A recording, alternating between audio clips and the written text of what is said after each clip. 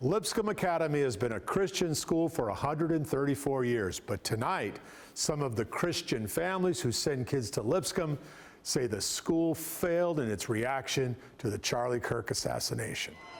That's a lot of people, you tell you what. This all started immediately after Kirk's assassination. 17 boys at Lipscomb put on red ties and wore them to school in honor of Kirk. Lipscomb admits high school principal Jesse Savage made the boys take the ties off, claiming it was a uniform violation. Savannah Chrisley, a Nashville entrepreneur, conservative influencer and business owner, attended Lipscomb and sent her younger sister here. Please take a seat, everybody. She was talking with Charlie Kirk about opening for Turning Point on campuses at the time of the assassination.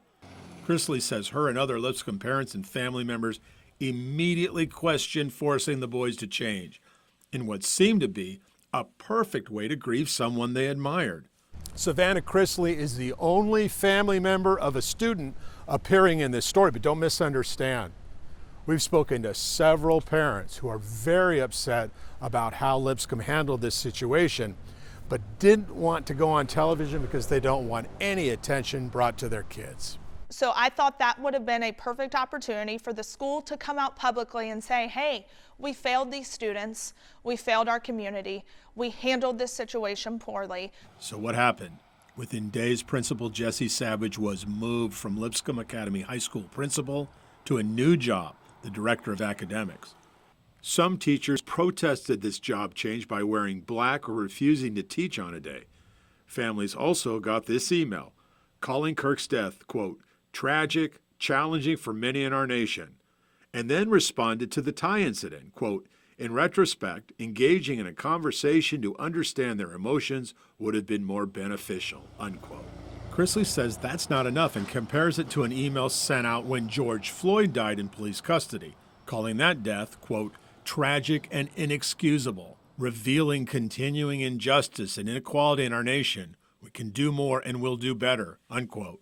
And then when Charlie Kirk was assassinated, we were met with silence. Chrisley points out the different tones in the emails and wonders, if hundreds of liberals can condemn Kirk's assassination, why can't biblically based Lipscomb? We asked Lipscomb Academy to respond to these criticisms regarding the handling of Charlie Kirk. We asked about the different tone in responding to George Floyd and Charlie Kirk's death.